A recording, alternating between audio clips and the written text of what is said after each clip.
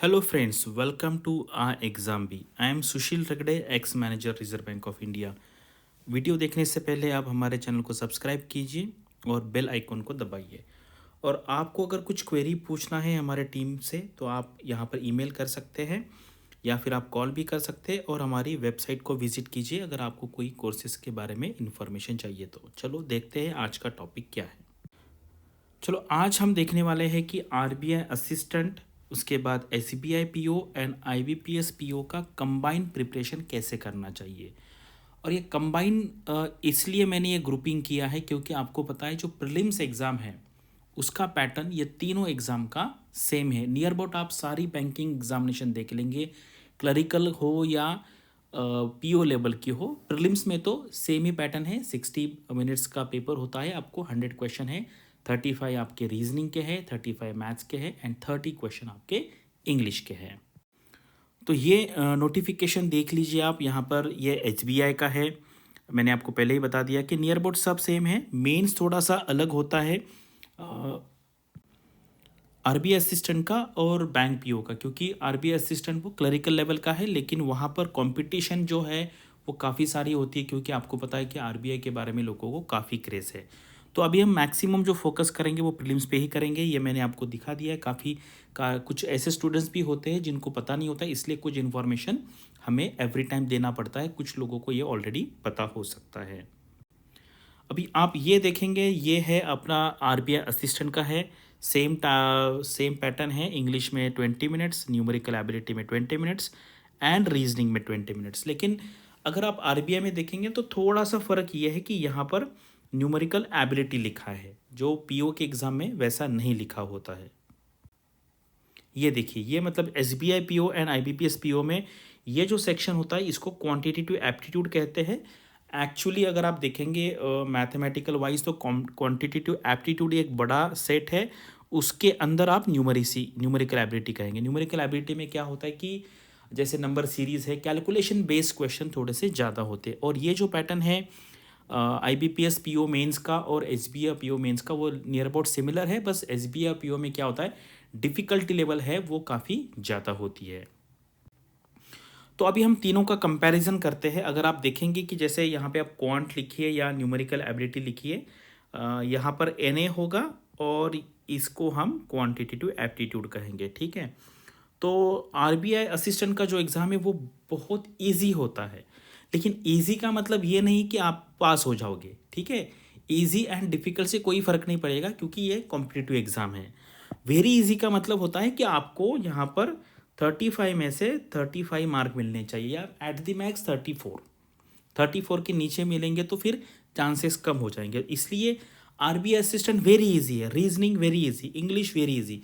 इसलिए cut off जो है वो 92 से लेके 96 तक जाता है, ठीक है। जनरली ये होता है, लेकिन हमें अगर हम साथ में प्रिपरेशन करेंगे ना तो क्या फ़ायदा होगा वो मैं आपको बताऊंगा।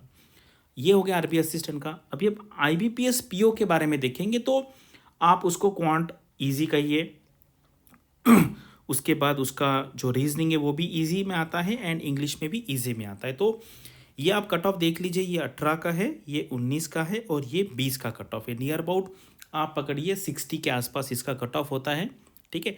टाइम भी कम है तो ईजी लेवल के क्वेश्चन होते हैं, बहुत ईजी नहीं कहूँगा मैं लेकिन ईजी होता है IBPS PO. S B I P O जो होता है प्रीलिम्स जो है मैं उसको ईजी टू मॉडरेट कहूँगा, क्वांट को, रीजनिंग को भी ईजी टू मॉडरेट कहूँगा, इंग्लिश को भी ईजी टू मॉडरेट कहूँगा। लेकिन यहाँ पर क्रैक करना थोड़ा डिफिकल्ट इसलिए है क्योंकि यहाँ पर वैकेंसी जो होती है, वैकेंसीज वो 2000 के आसपास होती है। I B P S P O में आप पकड़ेंगे तो नियर अबाउट 5000 के आसपास है। तो इसलिए ये थोड़ा सा डिफिकल्ट है क्रैक करना। और ये कट ऑफ देख लीजिए, ये 18 का कट ऑफ है, 19 में थोड़ा सा इजी पेपर आया था और 20 का कट ऑफ है 58.5। तो ये साथ में प्रिपरेशन करने का फ़ायदा ये है कि आपको क्या करना है, ये तीनों एग्ज़ाम का आप साथ में प्रिपरेशन करेंगे। जब आप पेपर सॉल्व करेंगे मॉक टेस्ट, एक पेपर आप बहुत इजी लेवल का सॉल्व कीजिए, उसके बाद इजी लेवल का सॉल्व कीजिए, मॉडरेट लेवल का कीजिए। प्रीलिम्स में डिफ़िकल्ट लेवल करने की ज़रूरत नहीं है। Very easy and moderate type की जो टेस्ट सीरीज़ है वो आप यहाँ पे सॉल्व कर सकते हैं। इससे फ़ायदा क्या होगा, मान लो आरबीआई असिस्टेंट में कभी पेपर बहुत इजी आ गया, आप रेडी रहोगे। ईजी आ गया, रेडी रहोगे, मॉडरेट आएगा क्यों, आप रेडी रहोगे, क्योंकि आप तीनों का प्रिपरेशन ईजी साथ में कर रहे हैं। अभी यहाँ पर देखेंगे आप तो ये मॉडरेट नहीं, यहाँ पर हम ईजी कहेंगे, ईजी पेपर आया, तो इसीलिए आप तीनों का प्रिपरेशन साथ में कीजिए। और अगर S B I P O में भी आप देखेंगे ना, तो ऐसा नहीं होता है कि कभी भी 100 क्वेश्चन सेम लेवल के होते हैं। इसमें भी वेरी इजी होंगे, कोई इजी क्वेश्चन होंगे, कोई मॉडरेट होंगे, और कुछ क्वेश्चन डिफिकल्ट भी हो सकते हैं, जैसे 10 क्वेश्चन के आसपास। तो इसीलिए प्रैक्टिस करते वक्त अगर आप ये तीनों का साथ में प्रिपरेशन करेंगे, ये तीनों एग्जाम का प्रीवियस ईयर के क्वेश्चन पेपर सॉल्व करेंगे, देखो वो बहुत इंपॉर्टेंट है। 5 पेपर आपको सबसे पहले करना चाहिए, प्रीवियस ईयर के 5 पेपर तीनों एग्जाम्स के, तब आपको एक आइडिया आ जाएगा कि एग्जैक्टली कैसे क्वेश्चन पूछते हैं। क्योंकि जो ये एग्जाम्स है बैंक और क्लर्क का और पीओ का, वहाँ पे सिलेबस नहीं दिया जाता है, आपको बस कहेंगे क्वांटिटेटिव एप्टीट्यूड लेके उसके अंदर क्या है ये नहीं कभी बताया जाता। वो आपको कहाँ से पता चलेगा, जब आप प्रीवियस ईयर के क्वेश्चन पेपर देखोगे तभी पता चलेगा। तो इसीलिए कंबाइन प्रिपरेशन करने का फ़ायदा ये है कि you will be ready for all types of question levels, easy, बहुत ईजी, मॉडरेट और डिफिकल्ट भी आप कुछ कर पाओगे। S B I P O का जो मेंस होता है, मैं उसको सबसे डिफिकल्ट एग्जाम कहूँगा। जितनी बैंकिंग की एग्ज़ाम होती है, मतलब आप R B I grade B देख लीजिए, सेबी देख लीजिए, नाबार्ड देख लीजिए, लेकिन जो S B I P O का जो मेंस होता है वो सबसे डिफ़िकल्ट होता है। ये मेरा मतलब पर्सनल एक्सपीरियंस है। मैंने S B I P O का एग्ज़ाम मैंने 3 बार निकाला है। एक बार S B I P O निकाला था, दूसरे टाइम आपको पता होगा पहले एस बी आई की एसोसिएट बैंक्स होती थी, वहाँ पर मैंने एस बी एच का निकाला था। और उसके बाद 2011 में डायरेक्ट रिक्रूटमेंट किया था उन्होंने स्केल 2 का MBA के बेसिस पे, तो वहाँ पे भी मेरा सिलेक्शन हुआ था।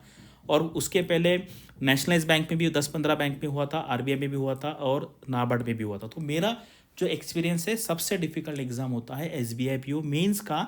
लेकिन वहाँ पर वैकेंसी RBI के टाइम पे 10 टाइम्स होती है RBI के कंपैरिजन में, इसलिए वो ईजी लगता है पास होने में, क्योंकि 2000 लोग पास होते हैं। RBI में 150 से 200, कभी इस बार 270 स्टूडेंट थे।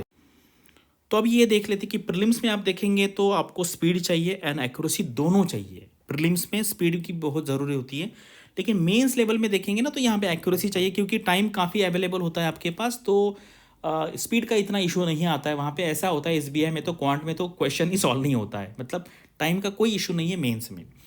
तो अभी क्या करना है, मेरी एडवाइस आपको ये है कि कोई भी टॉपिक मत छोड़िए। कुछ लोग टाइम एंड डिस्टेंस छोड़ते हैं, कुछ लोग बोट वाला क्वेश्चन छोड़ते हैं, कुछ प्रोबेबिलिटी छोड़ते हैं। छोड़ना कुछ भी नहीं है, सब टॉपिक करना है। And chapter wise and topic wise practice कभी भी नहीं करनी, यानी कि एक टॉपिक ले लिया एवरेज और उसके 100 क्वेश्चन सॉल्व किए, ऐसा बिल्कुल नहीं करना। सॉल्व क्या करना है, रैंडम करना है। अगर आपके पास बुक है तो कोई भी क्वेश्चन निकालिए, सॉल्व कीजिए रैंडमली निकाल के, या आपके पास सॉफ्ट कॉपी होगी वैसा कीजिए, या मॉक टेस्ट में भी कुछ चैप्टर वाइज कभी भी मत सॉल्व कीजिए। स्टार्टिंग अगर आप कर रहे हैं तो मैं सजेस्ट करूंगा, लेकिन अभी एग्जाम आपको 2 महीने के आसपास है, तो वैसा अभी नहीं करना है। डेली एक मॉक टेस्ट देना है मिनिमम, और अगर पॉसिबल है तो 2 मॉक टेस्ट देना है। और मॉक टेस्ट में भी क्या करना है, ईजी मॉक टेस्ट देना है। RBI असिस्टेंट का है तो वेरी इजी देना है। वेरी इजी यानी कि 90 के नीचे मार्क नहीं आने चाहिए, ऐसे टाइप का जो टेस्ट होता है वो। उसके बाद मॉडरेट और टफ। और एक देखिए कि आपके पास एक मेंटर होना चाहिए। आज की डेट में क्या है ना, आपको मतलब मॉक टेस्ट बहुत मिलेगी, बुक्स बहुत मिलेंगे, प्रैक्टिस पेपर मिलेंगे, PDF मिलेगी, सब कुछ मिलेगा, लेकिन एक मेंटर होना चाहिए कि जब भी आपको मतलब डाउट आता है तो पूछने के लिए मेंटर होना चाहिए। और कोई भी आप टेस्ट देंगे तो ये याद रखना है आपको, आपको टॉप 1% में आना है। अगर आप 1000 लोगों में टेस्ट दे रहे हो तो आपका रैंक पहले 10 में आना चाहिए। अगर 100 लोग हैं तो आपका फर्स्ट रैंक आना चाहिए, तभी आप फाइनल एग्जाम के लिए रेडी हो, ऐसे समझ सकते हो। अभी हमने एक्चुअली 3 अलग अलग टाइप के कोर्स लॉन्च किए, जैसे SBI PO का कोर्स है, उसके बाद IBPS PO का भी है, RBI असिस्टेंट का भी है। लेकिन अभी हमने आपके लिए, अभी क्योंकि सारी एग्ज़ाम नियर अबाउट साथ में हो रही है, तो हमने एक RBI assistant and bank PO, मतलब इसमें SBI PO भी आएगा, इसका एक एक्सक्लूसिव कोर्स निकाला है। तो इसके लिए हमने अभी 50% डिस्काउंट भी ऑफर कर रहे हैं हम। अभी देखिए यहाँ पे क्या होता है, मैं आपको प्रोसेस बताता हूँ। कोई भी आप कोर्स ज्वाइन कर लीजिए, आप ऐसा कभी नहीं होता है कि कोर्स ज्वाइन करने के बाद आपसे कोई बात करेगा। तो हम क्या कर रहे हैं, सबसे पहले आपने कोर्स ज्वाइन किया, उसके बाद आप हमारे टीम के साथ बात करेंगे, उसको कहते हैं इनिशियल डिस्कशन। उसमें क्या होगा, हम आपको एक आपका जो प्रोफाइल है वो जानने की कोशिश करेंगे। आपका लेवल ऑफ प्रिपरेशन क्या है, आप फर्स्ट एग्ज़ाम दे रहे हो या आपका सेकंड अटैम्प्ट है या थर्ड अटैम्प्ट है, आपके कौन से एरिया स्ट्रांग है, कौन से वीक है, वो हमारी एक्सपर्ट फैकल्टी आपके साथ बात करेगी। ये हो गया फर्स्ट स्टेप। सेकंड स्टेप में हम आपको एक एक्सक्लूसिव मॉक टेस्ट देंगे, यानी कि वो मॉक टेस्ट देने के बाद आपका जो एनालिसिस है वो हमारे फैकल्टी के साथ होगा। ऐसा आपको कहीं पे भी नहीं मिलेगा। तो इसका मतलब है आपका परफॉर्मेंस हो जाने के बाद हमारी फैकल्टी आपको बताएगी कि आपने कौन से क्वेश्चन सॉल्व किए, कौन से नहीं किए, कौन से करने चाहिए थे, कौन से नहीं करने चाहिए थे। और उसके बाद फिर आपको थर्ड है, आपको एक कस्टमाइज प्लान दिया जाएगा आपके रिक्वायरमेंट के हिसाब से। उसके बाद फोर्थ नंबर पे आपको एक स्पेशल एक ईमेल आईडी दिया जाएगा, वहाँ पे आप क्वेरी पूछ सकते हैं। उसके बाद आपको अगर बहुत ज़रूरी है तो हमारे फैकल्टी के साथ बात भी कर सकते हैं। तो इसको हम कहते हैं कि एक्सक्लूसिवनेस है हमारे कोर्स में, यानी कि आपको ध्यान दिया जाएगा, पर्सनली आपके ऊपर हम काम करेंगे। हमारा मेन पर्पज़ है कि आपका सिलेक्शन हो जाए। अभी एग्ज़ाम बहुत पास में है, इसलिए हमने 50% डिस्काउंट ऑफ़र किया है। तो ये लिंक जो है कोर्स बाय करने की डिस्क्रिप्शन में दी हुई है, तो आप वहाँ पे जाके कोर्स ले सकते हैं। एक बार सोचिए, यहाँ पर हम मेंटरशिप प्रोवाइड कर रहे हैं। सिर्फ ऐसा नहीं है कि आपको कंटेंट दे दिया, वीडियो दे दिया, टेस्ट दे दिया और आप वो करते रहिए, फिर आपको ध्यान देने के लिए कोई नहीं है। ऐसा नहीं होना चाहिए। कंटिन्यूस एंगेजमेंट होना चाहिए। जहाँ जहाँ प्रॉब्लम आता है वो एड्रेस करने के लिए कोई ना कोई हो। तो बस यही थी मेरे तरफ से आपको एक एडवाइस, कैसे स्ट्रैटेजी होनी चाहिए। और अगर आपको हमारा कोर्स लेना है, आपको लगता है इसमें कुछ बात है, कुछ अलग है, तो आप ये ट्राई कर सकते हैं। Thanks for watching this video and please subscribe our channel, and all the best for your preparation and upcoming examinations.